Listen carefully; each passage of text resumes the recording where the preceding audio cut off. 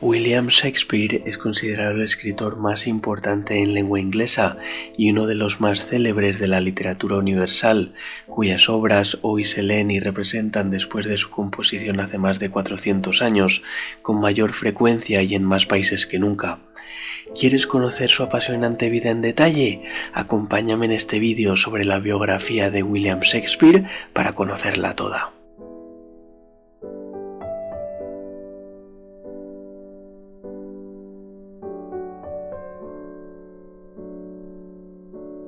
William Shakespeare se cree que nació el 23 de abril de 1564 del calendario juliano, lo que en realidad sería el 3 de mayo según el calendario gregoriano actual, en el municipio de Stratford-upon-Avon.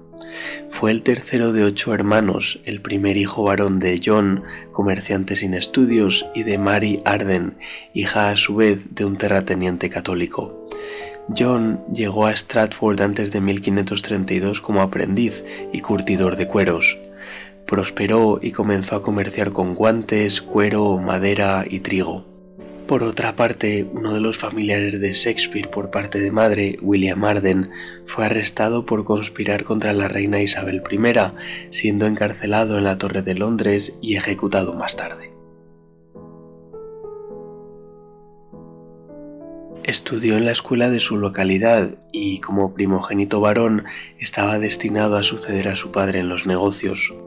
Cursó durante unos 6 años escuela primaria, cuya materia básica era el latín, aunque tuvo que ponerse a trabajar como aprendiz de carnicero por la difícil situación económica que atravesaba su padre.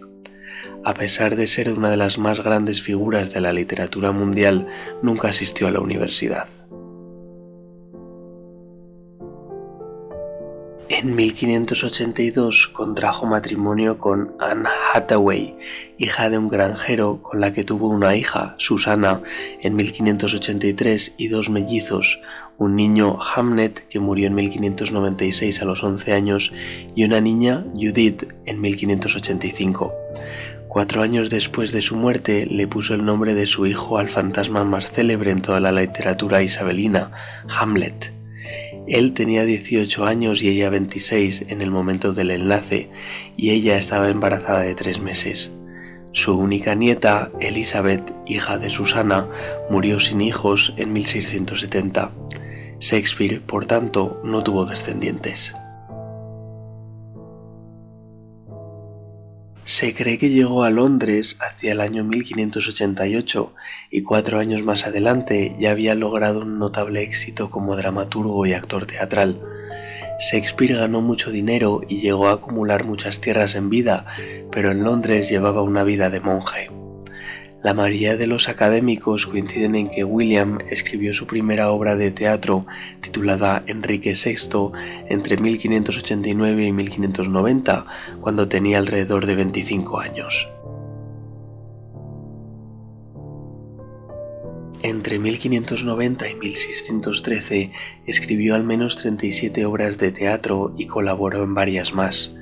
Muchas de estas obras tuvieron éxito tanto en la corte como en los teatros públicos. En las pocas firmas que le han sobrevivido, nunca escribía su propio nombre, William Shakespeare, y usaba variaciones o abreviaturas.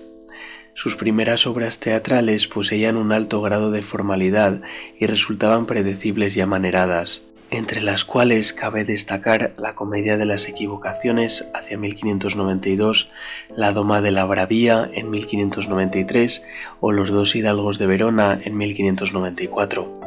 Entre las comedias de este periodo sobresalen Sueño de una noche de verano de 1595, que es una obra plagada de fantasía en la que se entremezclan varios hilos argumentales, El mercader de Venecia y Mucho ruido y pocas nueces de 1599.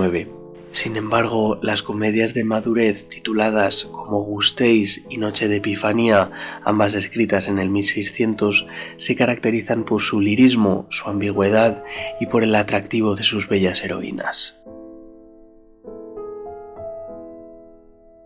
Pese a su notable éxito en la comedia, fue su actividad como dramaturgo lo que dio fama a Shakespeare en la época. 2 tragedias, muy distintas entre sí por su naturaleza, marcan el comienzo y el final de este segundo periodo. Por un lado, Romeo y Julieta, en 1595, pone en escena el trágico destino de dos amantes, forjado por la enemistad de sus familias, mientras que por otro lado, Julio César, hacia 1599, es una tragedia sobre la rivalidad política. Otras de sus tragedias más conocidas son Hamlet, que refleja la incapacidad de actuar ante el dilema moral entre venganza y perdón, Otelo, que trata la crueldad gratuita de los celos, y Macbeth, que representa la cruel tentación del poder. Por otro lado, en la obra Antonio y Cleopatra, plasmó la pasión desenfrenada entre el general Marco Antonio y la reina egipcia Cleopatra. En sus obras, a partir de 1608, cambió de registro y entró en el género de la tragicomedia, a menudo con un final feliz en el que se entrevé la posibilidad de reconciliación, como sucede en Pericles. Esta nueva orientación culmina en su última pieza, La Tempestad, con cuyo estreno en 1611 puso fin a su trayectoria. Tuvo el mecenazgo de Henry Riot Teasley, tercer conde de Southampton. La publicación de dos poemas eróticos, Venus y Adonis, de 1593, y La violación de Lucrecia, de 1594, y de sus sonetos le dieron la reputación de brillante poeta. En Londres compartió los beneficios de la compañía teatral en la que actuaba, llamada King's Men, y de los dos teatros que ésta poseía. En 1610 retornó a su pueblo natal tras haber cumplido uno de sus muchos propósitos, lograr una fortuna. Durante su vida escribió 37 obras y 154 sonetos, lo que significa un promedio de 1,5 obras al año desde que comenzó a escribir en 1589. Sin embargo, su excelsa obra y su huella en la historia de la literatura universal contrastan radicalmente con la escasez de documentos que atestiguan su andadura. Quizá cansado y enfermo, se retiró a su casa de Strandford, donde fallecería según el calendario gregoriano el 3 de mayo de 1616. Siendo uno de los escritores más importantes de todos los tiempos, solo se conservan 14 palabras de su puño y letra, 6 firmas y su declaración al final de su testamento. Poco antes de morir había hecho su testamento en el que se habla de muebles e inmuebles, pero no se menciona ni un solo libro.